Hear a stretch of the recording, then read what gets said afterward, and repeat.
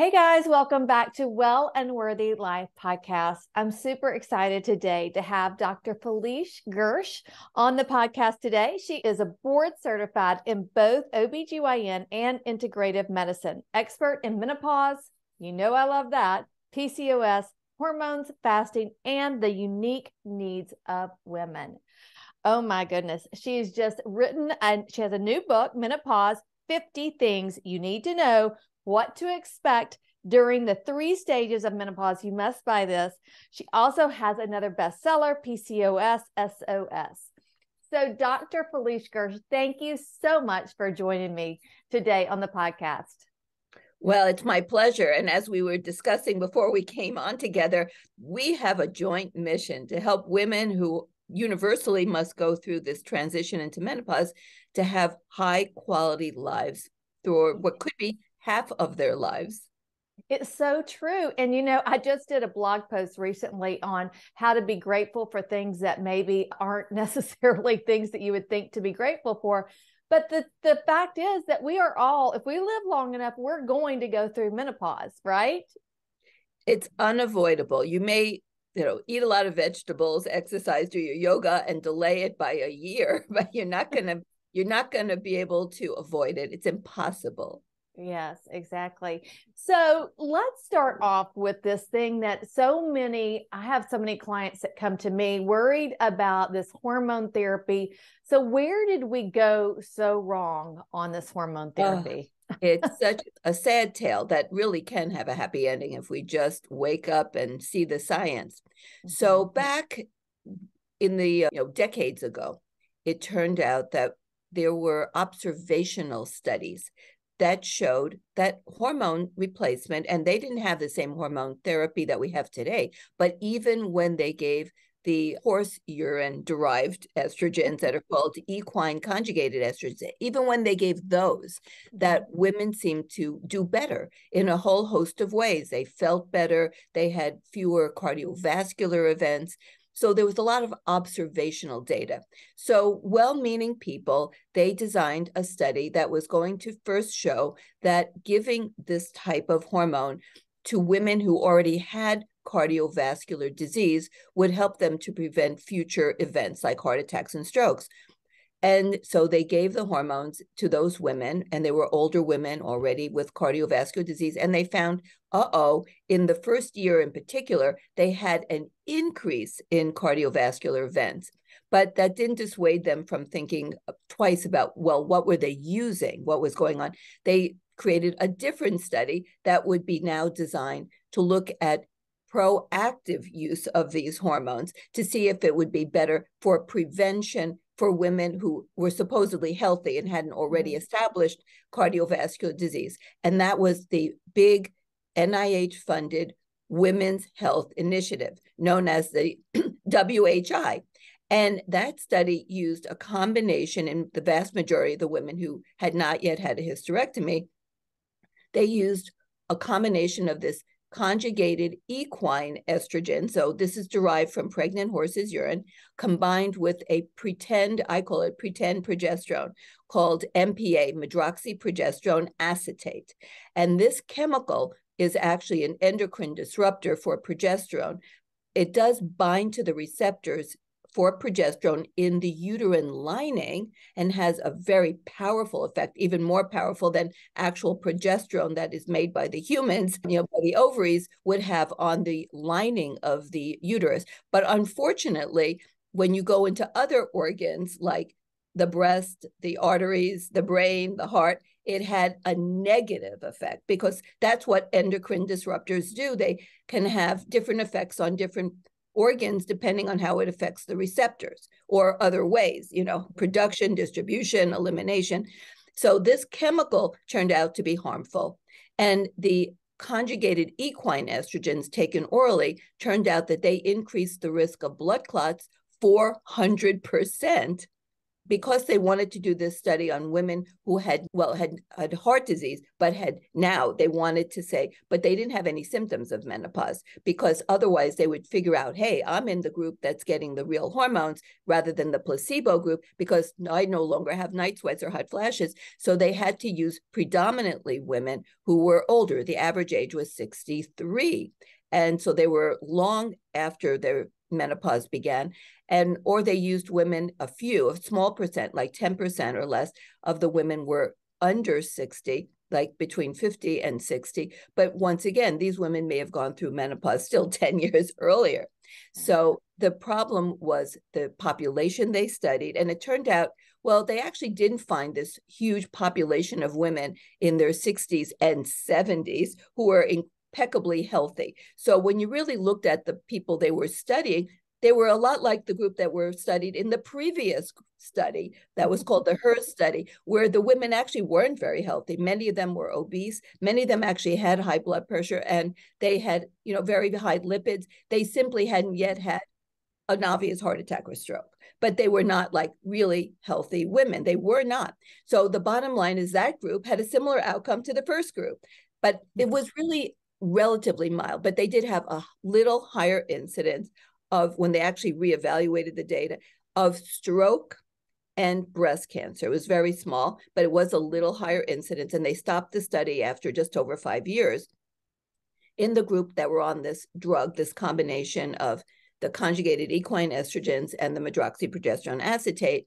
And their conclusions were in the paper that the results of this study applied only to what we studied. However, that message got lost almost instantly. And it was hormones. The message that got delivered to all doctors and the entire society was hormones are bad for women. Not if you give conjugated equine estrogens orally from horse urine, which contains stuff that never would be in a human body. What came out of that horse, the horse didn't even want. That's why they call it conjugated. It had already gone through the horse's liver to be modified to become water soluble to get out of the body in the urine. The horse wanted to get rid of it. And they have what they call equine estrogens. They were estrogens that would never be in a human female. And when you take it orally, the form that is similar to human estrogen is called estrone, which binds predominantly to one estrogen receptor, the alpha. So you have this imbalance. So technically, it is an endocrine disruptor as well, because the estrogen made by the human ovary is called 17-beta estradiol, which we usually just say estradiol. And it has a symbol, E2, if you ever see it. E2 stands for estradiol. Estrone, which is also in the humans, but it lives in a balance with estradiol, and the body makes it and converts it as needed, is the symbol E1, and it works on the alpha receptor. And the estrogen made in the placenta in pregnancy is called estriol, and it has the symbol E3. And that works predominantly on a different estrogen receptor called beta. Only the estrogen made by the ovary, estradiol, has a balanced effect on all the estrogen receptors to keep the body in proper functioning balance. So the bottom line is that there were actually some benefits, weirdly, that came out of that Women's Health Initiative. They had significantly lower levels of colon cancer and fractures. Osteoporosis seemed to be benefited as well. But the bottom line is that it only applied to what they studied, and it wasn't human hormones. So here's my analogy. It seems crazy, but it is what it is. You do a study with strawberry flavored jelly beans, and oh my, you find strawberry flavored jelly beans increases diabetes, obesity, and cavities. So the conclusion is never, ever eat organic strawberries. That's what happened. Oh my gosh, it's like the evil twin. I mean, they did a study with stuff that would never be in a human, ever, ever. And they gave it in a way that human hormones aren't even found in a female. They gave the combination every day. It would be like you put out a little bit of estrogen and a little bit of progesterone the same amount every day. That isn't how the human body even works. Everything about the study was wrong. But the amazing thing is when you took out the medroxyprogesterone acetate, there was a smaller group of the study that had had a hysterectomy. Since they don't understand progesterone, they still, in many research articles that are published today, they mix up MPA, medroxyprogesterone acetate, with progesterone. Once again, the evil twin getting mistaken for the real good twin because they call it progesterone. It's not progesterone. Like strawberry flavored jelly beans are not organic strawberries. Get that straight, you ridiculous researchers. So the bottom line is that they gave in this other part of the study where they only gave the conjugated equine estrogens. They didn't give the MPA because they thought if you don't have a uterus, you don't need the so-called progesterone part, because they only think progesterone is about preventing uterine cancer. Understand that progesterone has its own array of benefits throughout the body. It has nothing to do with the uterus directly at all. But in that group of women, because they left out that toxic chemical MPA, those women, in especially the younger group, the women that were under 60, they actually showed less incidence of cardiovascular events, and they actually showed significant benefits in that group. So that opened up a little bit of glimmer of hope, even in the researchers who totally were mixed up, confused, didn't understand anything that they had done. And it opened the door to a few studies that came later called the KEEP study and the ELITE study. But even those were very confused. The people who were running the study still have no idea. But in the KEEP study, they had one arm that used, once again, a smaller even dose of the conjugated equine estrogen, and another arm of the study that used the estradiol in the patch form. They used very minute doses because they even put in their study article that they believed the mantra, which came out after the Women's Health Initiative, which was use the smallest dose possible. Now, my mantra is use the best dose possible. I mean, it's like a little different way of thinking. It would be like if you're a health coach and you say to people, I want you to eat the smallest amount of vegetables possible. I would say, you're the worst health coach on the planet. I would say eat the optimal amount of vegetables, not the least amount. So that's what they came out with hormones, because they're still thinking hormones are bad. So the less is better. So they used ridiculously low doses, and they even measured them. They were almost in the menopausal range for the vast majority of women. But even in that study, they came out showing, number one, no harm. That's good, because that's sort of fundamental, and improved quality of life. And so they came out and their conclusion was hormones are not bad for women, and they make them have better quality life. In the next study, the ELITE study, they were also messed up. They used oral estradiol. Oh my gosh, they don't get it. So oral estradiol doubles the incidence of blood clotting, whereas the conjugated estrogens quadruple the risk of blood clots. But even in that study, unbelievably, they found what? They found that in the younger group, they did two arms, women who had been in menopause fewer than 6 years, women who had been in menopause more than 10 years. In the group that were less than 6 years, they showed less progression, looking at ultrasounds of their carotid artery, less progression of plaque formation in their carotid artery. In the women that were more than 10 years out, they showed no difference. They didn't show any harm either. They showed no difference in that group. Remember, they were using the wrong form of estrogen and a very small dose, 1 milligram of oral estradiol. Nobody who knows anything about hormones would actually recommend that. So, but even in that study, they showed benefit. That's like the amazing thing. Just like in the Women's Health Initiative, in the women who were only on the conjugated equine estrogens, not the MPA, they actually showed in the younger women benefit. So it's like, even when you give a part of estrogen, so to speak, you still get benefit if you're younger.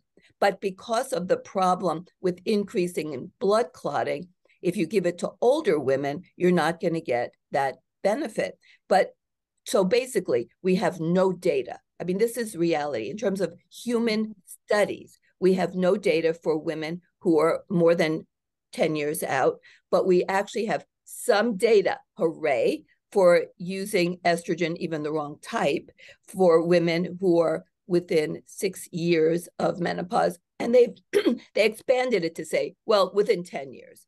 But here's the thing. I think that hormones will help women anytime.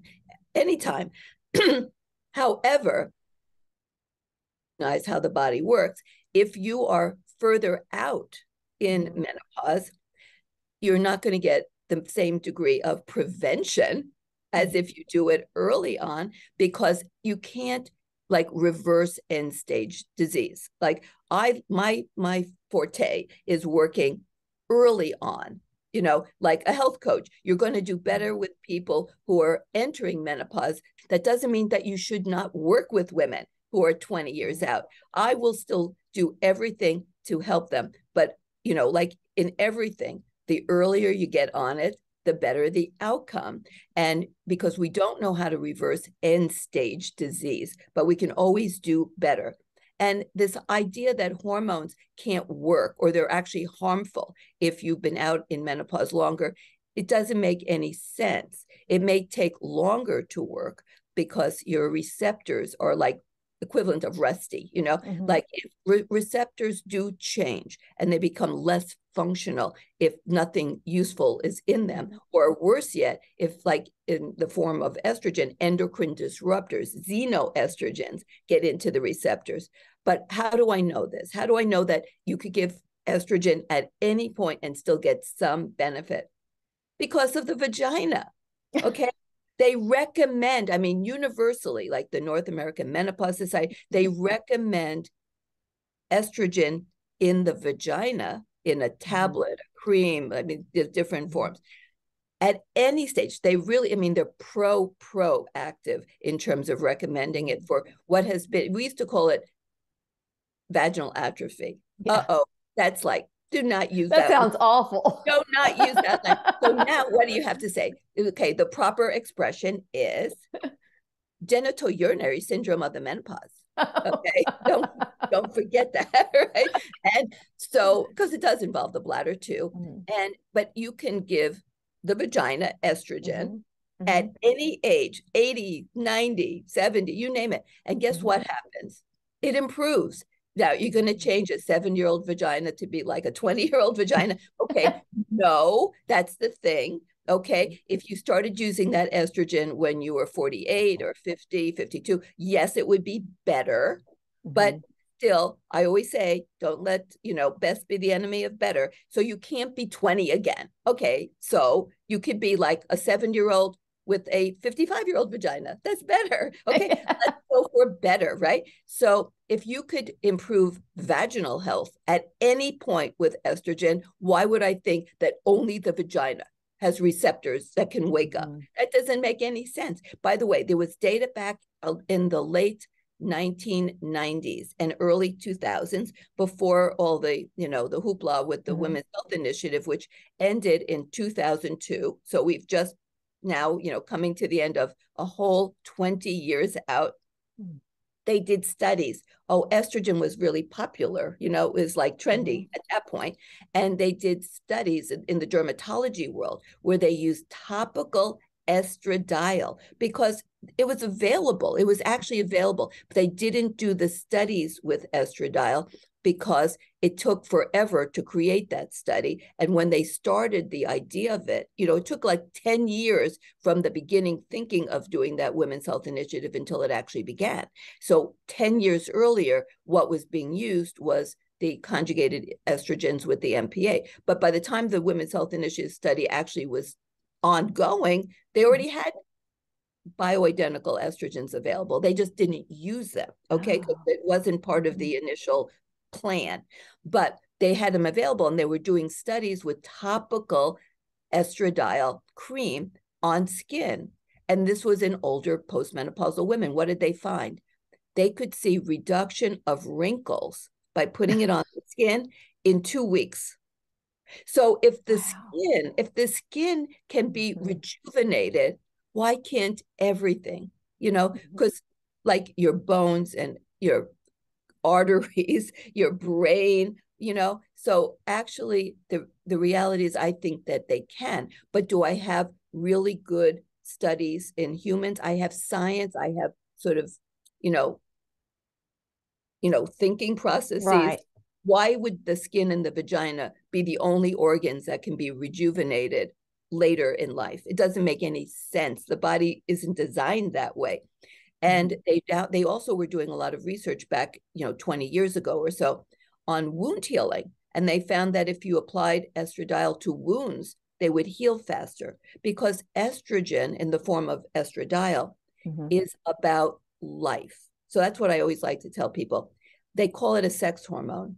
That's the wrong. I changed the name. I changed it. Okay. It's not a sex hormone. It's a life hormone. It's the mother hormone. It's the hormone that oversees every organ system, every process, virtually every enzyme system, the creation of proteins, our circadian rhythm, everything that has to do with health and survival, which of course is essential to successful reproduction, is under the umbrella of estradiol, the ovarian produced estrogen.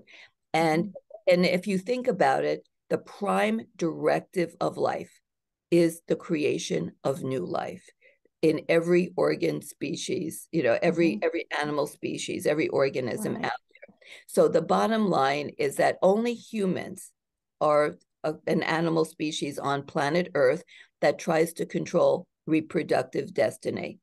And I'm all for, having babies when you want them or not if you don't want them. But the reality is, what other animal on the planet says, oh, you know what? Let's not do it now because I don't want a baby this year because I think we're going to have climate change. I know it's not going to happen. It's just going to be that, you get, male and female together and they're healthy, they're going to mate. That's how it goes. People who breed dogs figure that one out, or whatever. It's what it is, So there's a huge drive to having sex. That's natural. And animals have it and humans have it, and they make babies. And in order to be successful, to have functional fertility, you have to have a healthy body. It's so simple. And pregnancy, it's finally being recognized in the major world of conventional medicine. I mean, those of us like myself, OBGYN, it was pretty apparent, like from the beginning, that you have to have a healthy body to have a healthy baby. Like, why is that like such a revelation? And the other thing is that if you are unhealthy, you're going to probably have complications in pregnancy and infertility issues, because pregnancy is the ultimate stress test of women. And it stresses out your cardiovascular system. When a woman is pregnant, her blood volume about doubles. So her heart has to pump like twice as hard. You need a really healthy heart. That's why they're now having in the news all these women who are having like problems with heart failure after pregnancy and so on, because so many women now are so unhealthy and they get pregnant often using, assisted reproductive means, like IVF, and they're not helping, they're not working with like a health coach first. You need to be healthy before you even try IVF. Like, get that. Anyone who has someone out there who thinks, I'm going to just do IVF and get pregnant, you got to be healthy first, because otherwise you're going to have not only high rates of failure, high rates of miscarriage, but also high rates of pregnancy related complications. And when you're not healthy, you do actually reprogram your baby into unhealthy metabolic states for the rest of that kid's life. So you really want to be healthy. And so right now we're having an epidemic of pregnancy-related complications.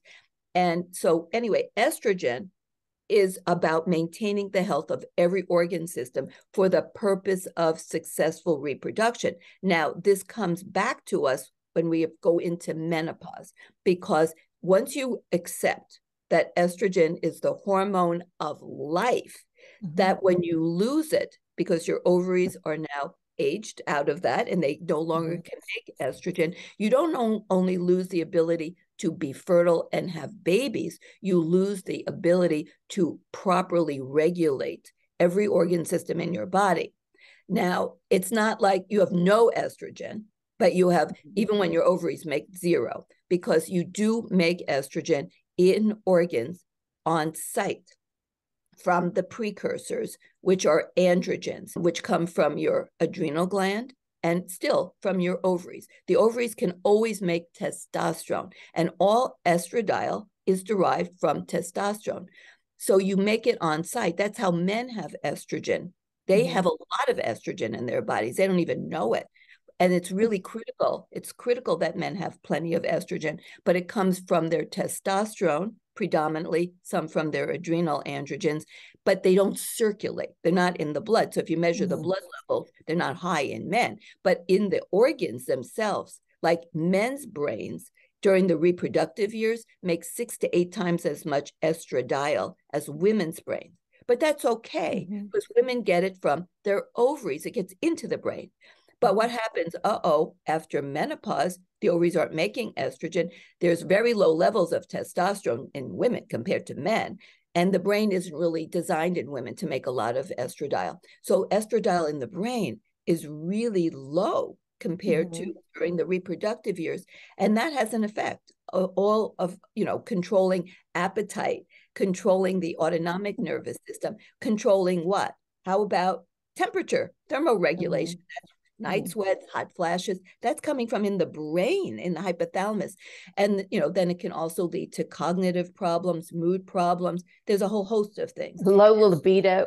Low libido, yeah. Oh, yeah. Plus we make oxytocin, which is an orgasmic function and sex drive, and oxytocin, which is sort of on the line between a neuropeptide and a neurotransmitter and a hormone. It's all, they're kind of similar. And you don't have proper oxytocin production or receptor function without enough estradiol in the brain, because of course sex drive is linked to fertility and making babies, and that's going to go down. So if we could go organ system by organ system by organ system and show how less amounts of these vital hormones, particularly estrogen in the form of estradiol, but also progesterone, because they do work together like the yin yang. I think of them as Batman and Robin. They are a team. Clients come to me and they're like, my doctor says I can't have hormones. So why hasn't the word gotten out that we do need hormone therapy?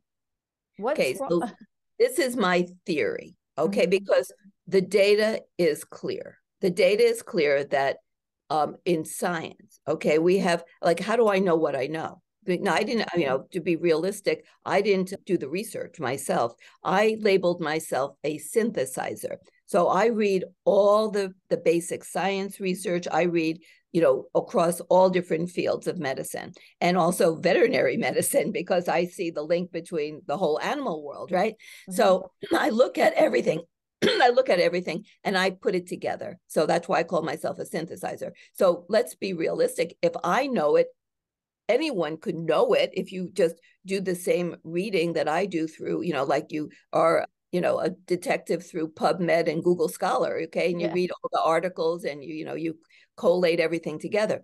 So my theory is that the Women's Health Initiative actually made certain people's careers.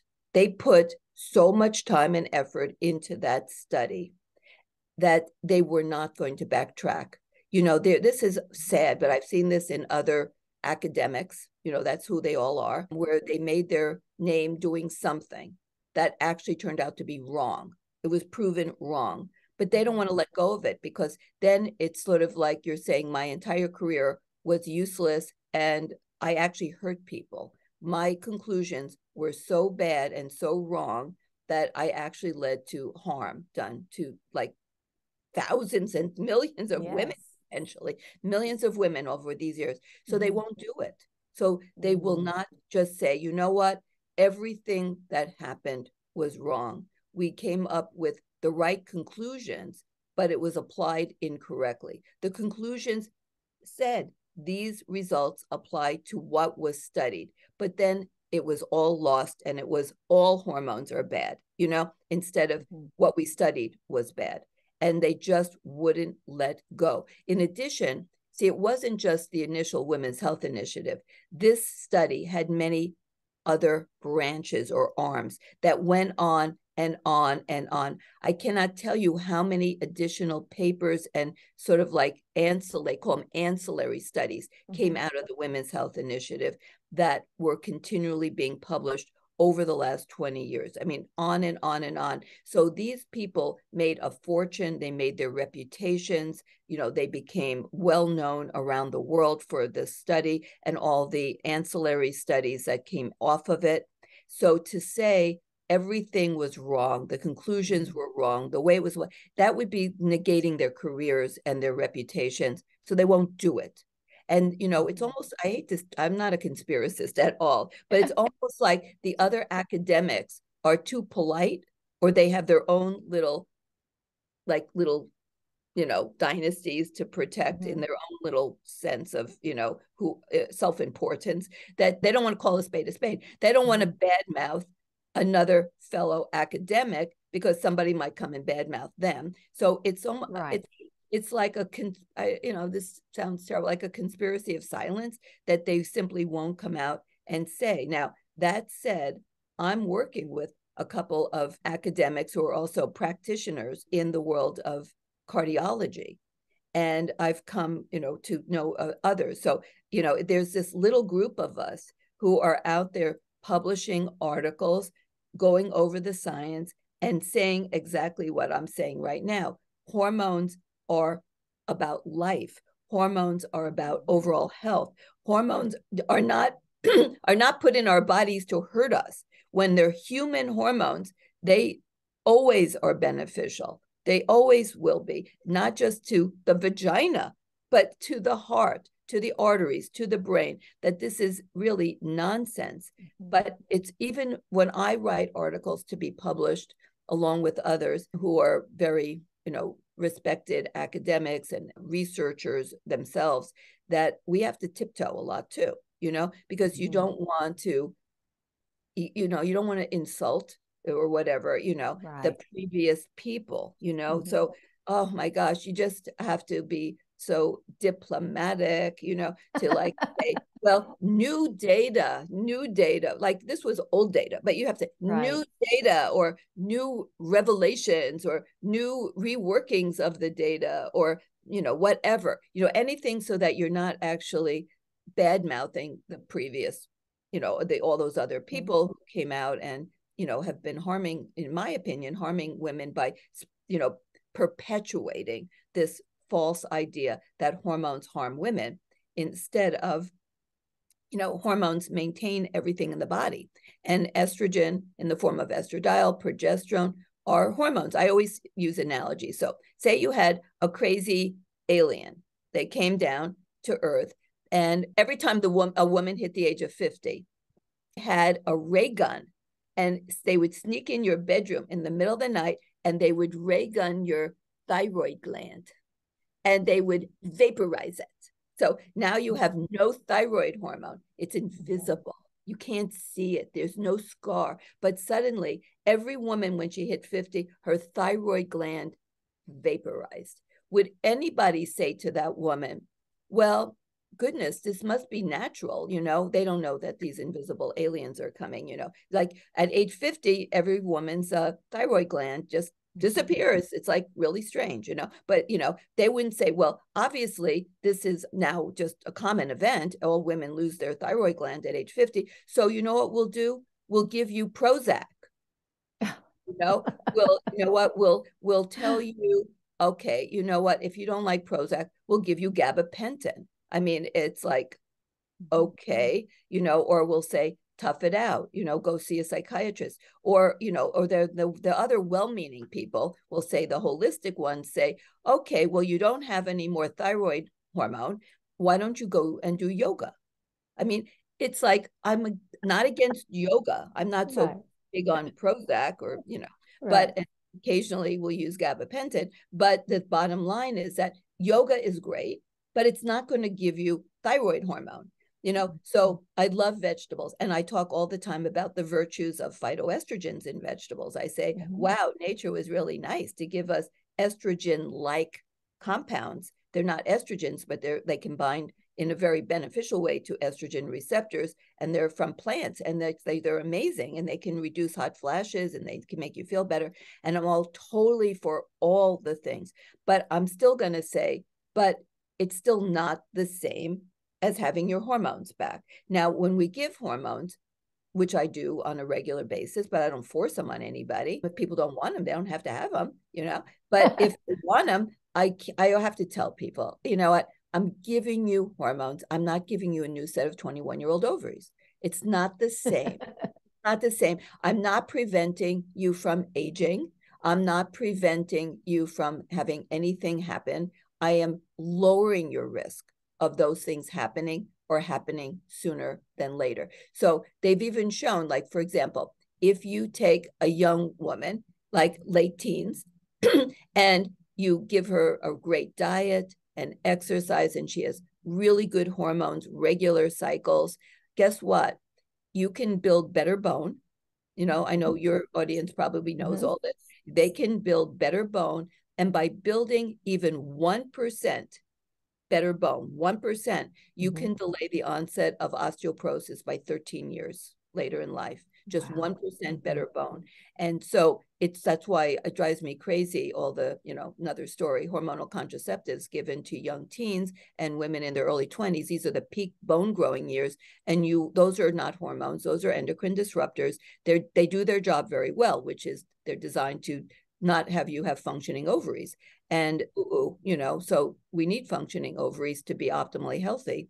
It's just is what it is. You can't lop off fertility and think you're not going to have body-wide effects. It's just reality. We need to wake up to that. Now we have, when birth control pills came out in 1960, nobody knew a darn thing about what these hormones did in the body other than give you menstrual cycles and help you make babies. They didn't know that they're involved in brain health, bone health, muscle health, artery health, heart health, kidney health, gut health. They didn't know that.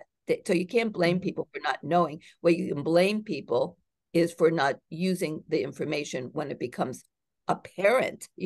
That's ridiculous. So we need to be honest about what we're giving to these young women because it affects their bone. And so and then we know that over half of women have osteoporotic fractures. This is not a little deal. 80% of osteoporotic fractures occur in women. That's not by accident. It's not because women are clumsy and fall down more. It isn't why, oh my goodness. So, that's why I love health coaches, but you need to start early. I always say health coaching begins before conception for the next generation, actually 2 generations down, right? So because everything goes down the line, the health of the grandmother affects the granddaughter. It's really that's amazing. what I'm hoping.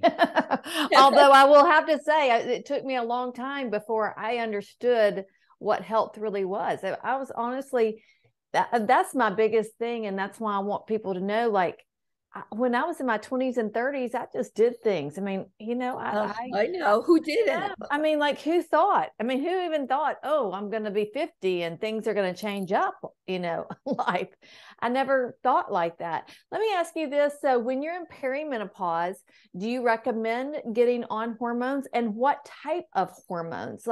I hear people talking about, myself, I'm on bioidentical hormones from my functional medicine doctor, but I hear people talking about pellets, the patch, these pills, all these different types. I mean, I'm not a doctor. You're the doctor. What? So here's the thing. We began, every woman, unless she doesn't make it to around, 50-ish, every woman is going to go through menopause. So yes, it is natural. It's universal, but it's also universally not healthy for a woman. So if we're going to go against nature, because, I'm very honest about, giving hormones is unnatural. Women will say, oh my God, how can you have a period after you are in menopause? It's so unnatural. It's like giving hormones is unnatural. I mean, okay, so everything that doctors do is unnatural. Now, we recommend, some of us doctors, like myself, will take on, in part, a role of a health coach and talk about fitness and sleep and stress and diet and all that. But when we talk about the conventional doctor, okay, they're giving prescriptions, they're doing procedures. There's nothing natural about any of that, right? So like, what's natural about replacing your knee or putting in new lens in your eye to replace a cataract or putting stents in your arteries or all the pharmaceuticals, right? So everything in general, conventional doctors do is unnatural. So get over that part, okay? Because what we're trying to do, at least the goal, is to undo something that's bad that is natural, right? Like dementia or, hypertension, and cancers. I mean, so they're natural, they may be promoted by bad lifestyle and environmental toxicants and everything else, but it's still natural, it's happening to that person.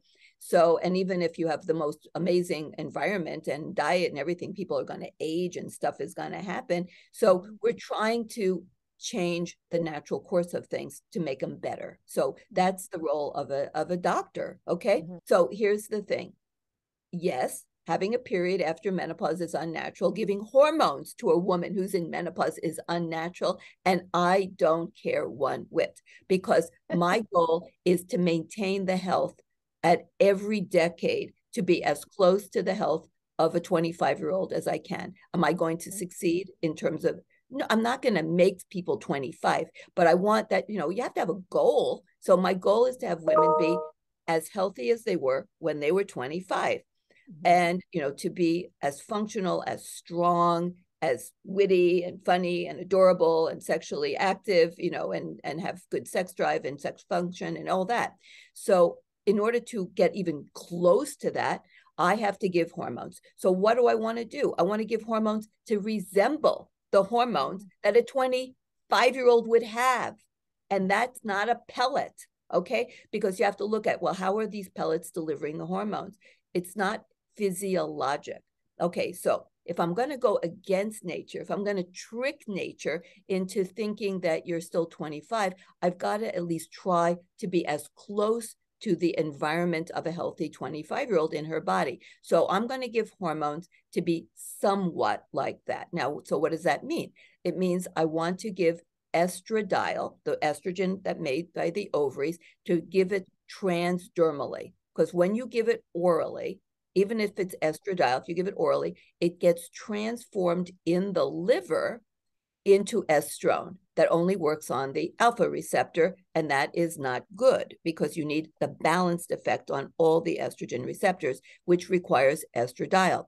But if you give estradiol through the skin, which we call it transdermal delivery, then it will enter the blood as actual estradiol.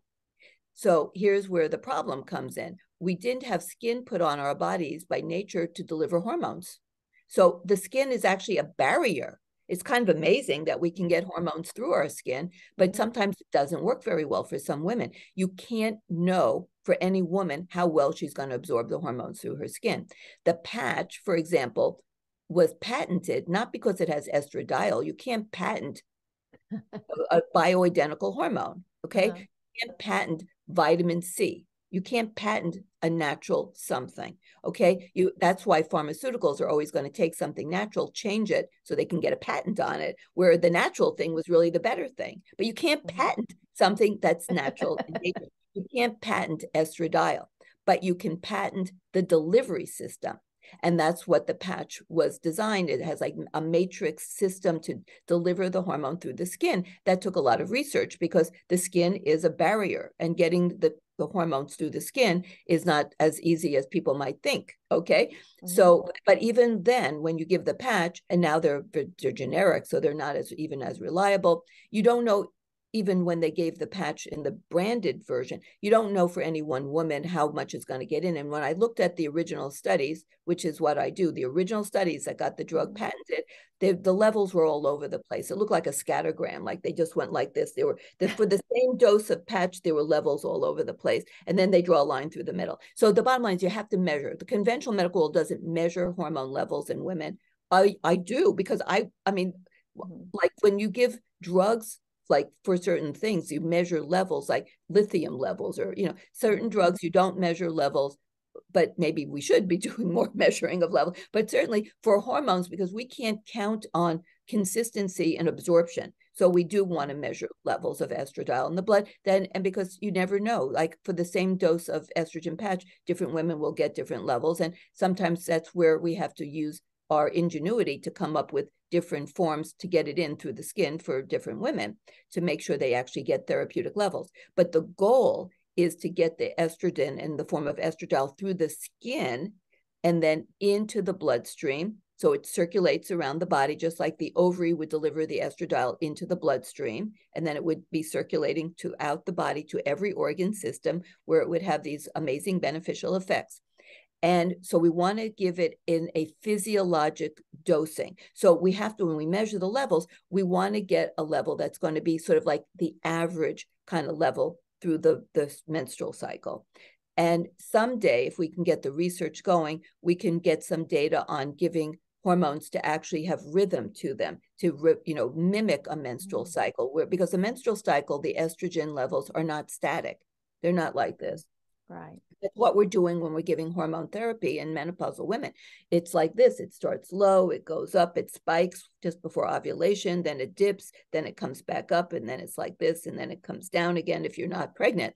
So that's probably by far the best way to give it, but we don't have any published data on that yet. We need to get studies. So we give it as a static level, but we want it to be like at an appropriate level. This mantra that came out of the Women's Health Initiative of give the lowest possible dose, as I said before, is insane. It would be like the lowest possible amount of vegetables you can even survive on. No, we want to thrive. We want to be optimized. So we want to give a dose that's going to be at a physiologic level, like the average level, which is about at least over 50. So somewhere over 50 and like under 150, that would be picograms per mil, if you're measuring by a standard lab.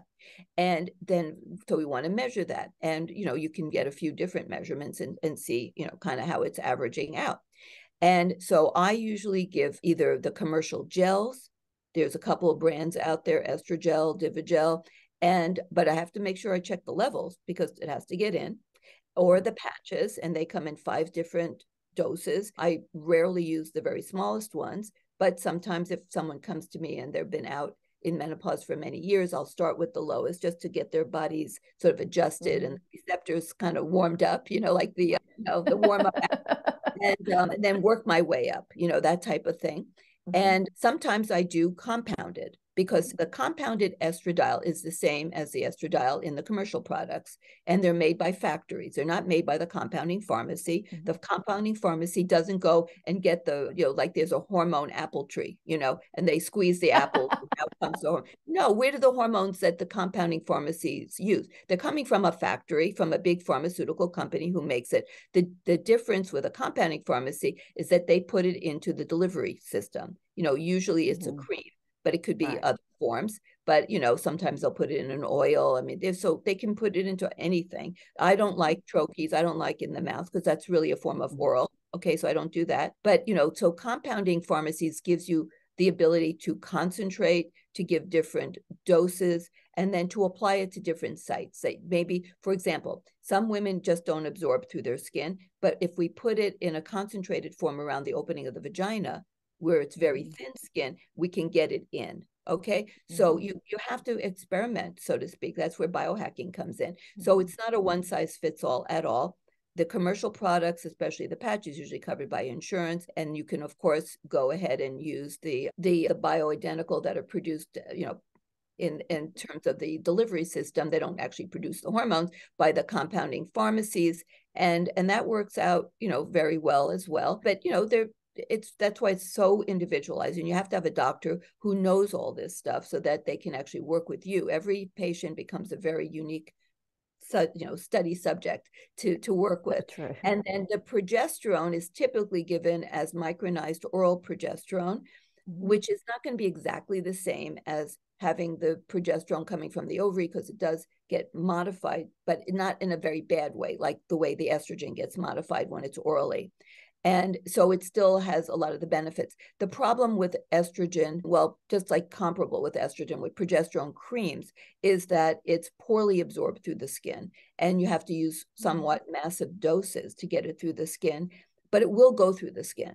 But, we don't really have a good way of knowing exactly what the amount is that we should give and so on. So there actually has been use, and there have been commercial products primarily for fertility purposes of progesterone vaginal gels and so on. We know it gets into the body. I wish there would be more interest, because everything shut down and interest was lost in doing studies, because we definitely need more different types of progesterone products on the market, like in terms of whether it's vaginal gels or topical creams. You can get these things from compounding pharmacies, but once again, there's no published data to show any effect in terms of how to dose it. So everyone becomes their own experiment, and you got to try to see what happens and look at bleeding and look at levels. And so, it's really a little bit arduous when you use progesterone creams, but not every woman can tolerate oral progesterone for a variety of reasons. For some, it makes them too sleepy, or they have other reactions. So then you have to use the creams for the progesterone. And then you just have to kind of work with it and see what works for that woman, and sometimes try different application sites and so on. So, you have to have a little bit of, true grit, to go through. But is it worth it? Absolutely, it is worth it. Some women, I give them a patch and I give them progesterone pill, and they're like hunky-dory right from the get-go. And others, it takes a year of working with them to get them on the formulations and so on that actually they can tolerate, that gets into their bodies, that gets proper levels. So I give progesterone to create a period if you have a uterus, which hopefully people do, but some people don't, So if you have a uterus, then you will get a period. And people say, that's, like I said, that's unnatural. Yeah, get over it. Get over it. Because when you look at it, when the uterus is not our target organ, we're not trying to rejuvenate the uterus. But if it's there, it's going to get affected, and you have estrogen and progesterone receptors in your uterus, so it will be impacted by giving hormones. So instead of being annoyed by the whole thing, what you should look at it as a marker of what? A marker of effect. Okay, so if your uterine lining is growing and shedding like a menstrual cycle, it's growing and then you get a period, what does that mean for the body as a whole? That it's being rejuvenated, that it's working. The hormones are working, okay? Because you're not just growing the uterine lining, you're growing things elsewhere. Now, growth that's uncontrolled is bad. In fact, that's what cancer is, right? Uncontrolled growth. But that's not what we're doing here. This is controlled growth. Because what is growth? Are you getting bigger? No, you're not getting bigger. You're getting growth controlled. So cells die and they need to be replaced. Tissue is damaged. It needs to be repaired. All of that is done through the actions under the umbrella of estradiol. And you want to have a good stem cell pool. Everyone loves stem cells. You need estradiol. So, think of it as growth being rejuvenation, internal cellular rejuvenation. That's autophagy, replacing cells, controlling cells dying, because you don't want old junky senescent cells with misfolded protein, cells that could turn into cancer and that create inflammation. You don't want them hanging around. You want them to kill themselves and then replace them with beautiful new cells. All that is under the auspices and control of estradiol. So we need to have physiologic levels. So when women don't have a period and they're on hormones, then they don't get it. Their doctors don't get it. Why are you even on hormones? Are you on it just to suppress night sweats and hot flashes? Even a whiff of estrogen will do that, of any form. Okay, but if your goal, and this is a goal, is quality of life and overall body health, then you got to give it in a way that's physiologic. You got to give it the way the body intended, just like the circadian rhythm. You can't just eat food at, even healthy food at 1 o'clock in the morning. That's not how it works. You have to eat the way the body is programmed to eat. We're like diurnal, we're not nocturnal. You're not a night owl. You are just messed up, okay, if you think that you're a night owl, okay? So, different people have some differences, but you're not, you're not an owl, okay? So the bottom line is we should eat at the right time. We should eat the right stuff. We should have hormones that are physiologic and that create and replicate as close as we can the beautiful rhythms that nature gave us. And that's the lunar rhythm of women, the rhythm of the menstrual cycle. So think of it as purging the body of crap. When you're having period, it's like a catharsis. You're getting rid of garbage cells. And by the way, that's not untrue, because they did studies in a menstrual cycle of breast biopsies, and they found crappy breast cells killed themselves, and you got rid of crappy breast cells when you had a period. You weren't just eliminating crappy uterine lining cells that you're getting rid of. You're getting rid of crappy cells everywhere in the body. So think of it as the cycle of life, the rejuvenation process. And then you'll get over, like, having a period is unnatural. Aging is natural. You want it, you can have it. I'm not telling people what they have to do. You want natural aging, go for it, But me, I don't really love the idea of natural aging. I've seen it. I've been to nursing homes, not my thing. Okay. I would rather, be more like, like Betty White or Angela Lansbury, like be good right to the end, and then there you go. But, who wants to be on the downward slope and then end up, with Alzheimer's and pain and, stents and heart attacks and, in a wheelchair because you have so many fractures? Who needs that in their life? I'm trying to prevent that or delay it as long as possible. That means you got to get over this "I don't want a period" business. Okay. A period is a sign of youth. Okay. It would be kind of like, okay, I really hate peeing. It's so annoying. I have to go to the bathroom. It's annoying. It's like everywhere I go, it's like, where's the bathroom? I have to go pee. It's like, so you know what I'm going to do? I'm not going to drink any more of liquid. Okay, maybe that's not a good solution. Maybe get over having to go pee and just go pee, right? So you hate having a period, get over it. It's part of being a healthy female, okay? And part of this mindset of anti-bleeding and anti-period comes from birth control pills and the fact that so many women have screwed up periods. And the menstrual cycle, by the way, and a period, all of that is a vital sign of female health, just like fertility is a vital sign of health. When you're a reproductive age woman, you're infertile, you're unhealthy. I'm just sorry, but that's the fact, right? Because fertility is a vital sign of health. It means all the systems are working online and perfectly in unison. Okay. So if your menstrual cycle is all messed up and you have terrible cramps, you have irregular cycles, you have heavy periods, you have PMS, first of all, we now know that that's a sign that later in life, like when you go through menopause, you're more prone to having what? Cardiovascular disease and so on, because that's just like pregnancy related complications are a bad omen for the future, that when you go through menopause, you're going to have a lot of higher risk of having everything go wrong, including, the cardiovascular stuff. And so the menstrual cycle, when something's wrong with it, and anything is wrong with it, it's a sign. It's like, wake up, something's wrong with this woman or this teen or this young girl.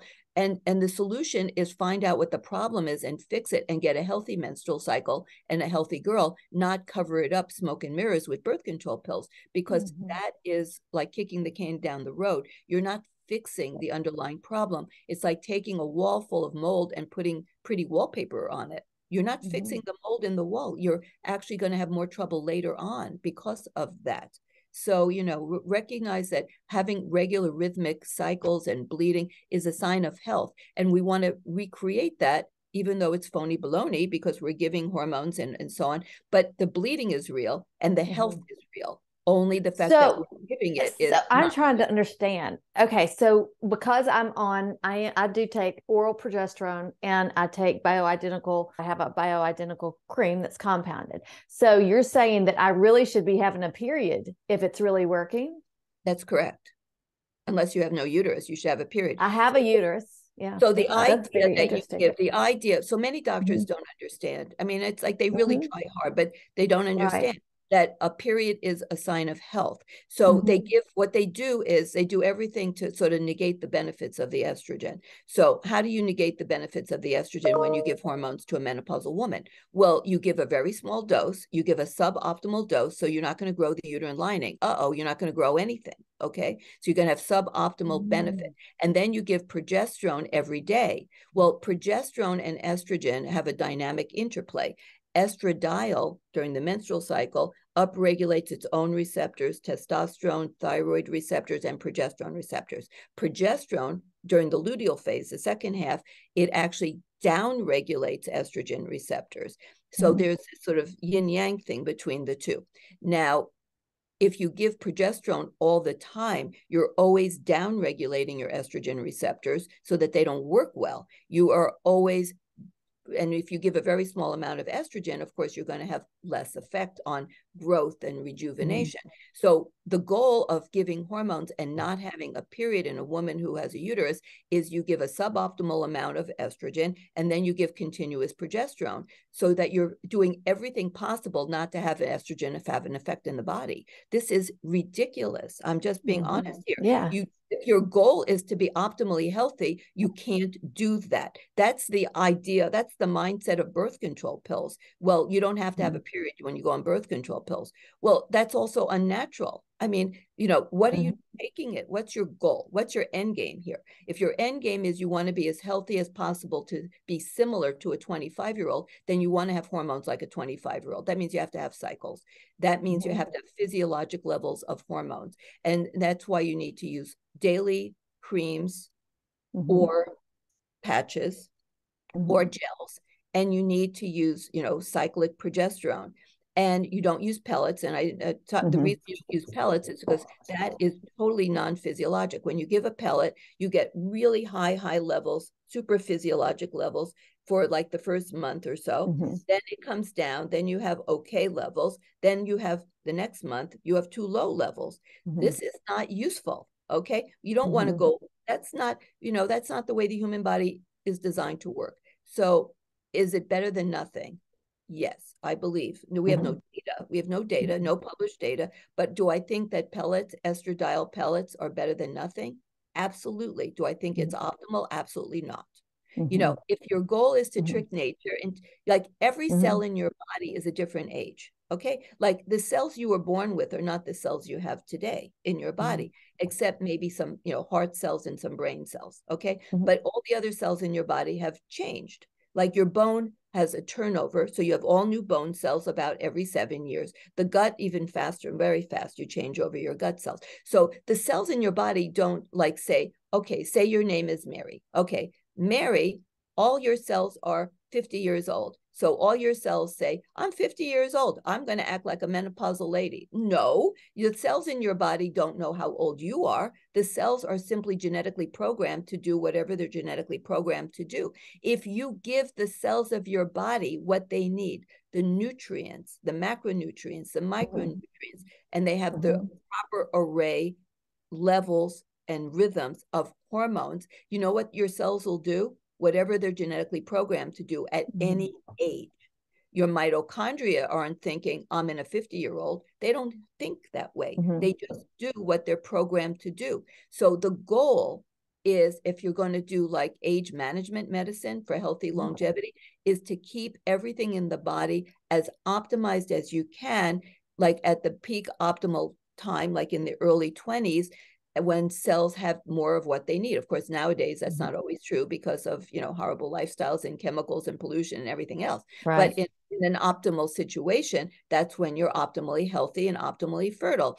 So we want to replicate everything to give the cells what they need so that they'll do what they're genetically programmed to do. So you can get an old cell to act like a young cell if it has everything it needs, because that cell doesn't know how old you are. It doesn't work that way. Okay. So I want to give hormones to be like a healthy young woman's hormones, those levels, those rhythms. You don't get that from a pellet. You don't get that from continuous dosing of estradiol at a low level, along with daily progesterone. And I have to speak against bias, because a lot of doctors, well-meaning, because there are a lot of doctors teaching this stuff and they've been told by somebody else and it's wrong. It's just as bad as the perpetuation of the Women's Health Initiative misinformation, because bias is not the proper hormone for any postmenopausal woman.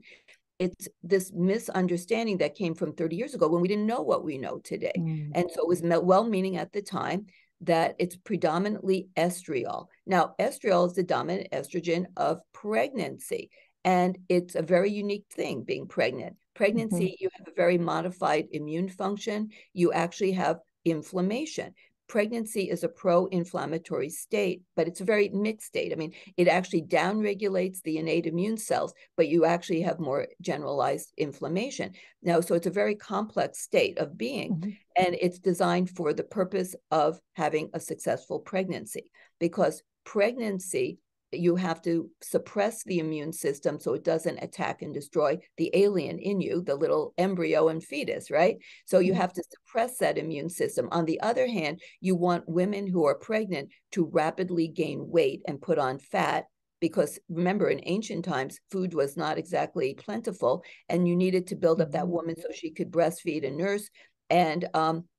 And you needed to make a lot of sugar in the bloodstream to cross through the placenta into the baby to fatten up that baby. So pregnancy is a time of mild degree of insulin resistance. That's why when it crosses the line, and it's a very thin line of safety, you end up with gestational diabetes. Okay, you ever wonder, like, why is that? Why do women who are pregnant get gestational diabetes? Pregnancy is a state of insulin resistance, but nature wants it to be. But you have to stay on the fine line, so you don't cross the line, because nature wants a little bit of insulin resistance to increase insulin and blood sugar levels so that the mother puts on more fat. And that's why women gain weight in pregnancy, even when they don't eat too much, because they have insulin resistance. That's why losing weight when you're not pregnant is so hard if you're insulin resistant, because you have too much sugar and insulin circulating. And then the higher levels of sugar that are then achieved, those will cross and feed the baby, so you get the baby to get fattened up. But you have to be careful, because you can cross the line into gestational diabetes. And when you have too much inflammation, you also end up with, preeclampsia, because you end up with hypertension, because inflammation causes vasoconstriction, because it's part of the inflammatory response. So do I want to replicate pregnancy in a postmenopausal woman? I do not. Okay. Right. Okay. Yeah. And do I want to downregulate your innate immune system? Do I want to create insulin resistance and inflammation and gut dysbiosis? Every pregnant woman, their gut microbiome immediately starts changing to create leaky gut. That's what creates this insulin resistance. That's what we're trying to prevent in postmenopausal women. So why on earth would I give estradiol? Yes, estradiol is beta. And breast cancer is always, when it's estrogen receptor positive, is alpha. But that's not the way to prevent breast cancer, okay? The way to prevent breast cancer is through exercise and diet and preventing obesity and inflammation. Inflammation is what causes DNA instability and breakage, okay? So it was well-meaning, but wrong, okay? Right. The Women's Health Initiative was wrong. They used the wrong product. They came out with a result, and then it was wrongly applied in ways that have created tremendous harm over the last 20 years. So we got to get over this bias thing too. And the doctors who are doing it, they just don't understand, because they're being told the wrong thing. Just like the conventional doctors who tell their patients hormones are dangerous and bad. They're going to give you cancer. They're going to give you a heart attack. They don't understand, that's why it's like, this misinformation, let's get it out of there, let's understand how the hormones work in the body. And then let's just say the goal, it's so simple thinking. Let's try to create hormones to replicate the hormones of a young woman when she's healthiest. That's all you have to do. Yeah. Oh, wow. I mean, I could talk to you forever, and I've learned so much. Let me ask you one other question though. So how do you measure the hormones to see if they're working is it through blood, saliva? I don't use saliva. Unfortunately, it's not validated. Maybe someday, okay, but right now not. So for estrogen levels, I use blood. Progesterone is not so useful, okay, because it's converted to other things, oral progesterone. You can do if you're using creams or gels, you can do blood levels for progesterone. But so progesterone is a little bit based on studies and looking at menstrual bleeding, for women with the uterus. But estrogen levels, I carefully measure using blood. Okay. Well, thank you so much, Dr. Gersh. I really appreciate it. Like I said, I've learned so much from you, and I continue to learn by your books, your YouTube channel, your Instagram, and tell everybody how they can find you so that they'll know. Sure. Well, I'm still a old-fashioned practicing doctor. I have a brick and mortar office in Irvine, that's Southern California, where I see patients every day, unless I'm, traveling or lecturing. But most of the time I'm in my office, which I'll be in a few minutes. And so it's called the Integrative Medical Group of Irvine. And I can do some telemedicine. You know, if you live in another state now, I have to have you come see me on occasion, but not too often. And if you live in California, I never have to see you, but in person. But of course, I'd love to see you in person. But I can manage no matter where you are to help take care of you. If you want me, I'm there for you. And sometimes, but not too often. Like I said, if you're in another state, you have to come and see me. But everyone wants to come to Southern California, Exactly. anyway, right? Exactly. Disneyland, Laguna Beach, Newport, right? So everybody can come. So I have a group. I have a whole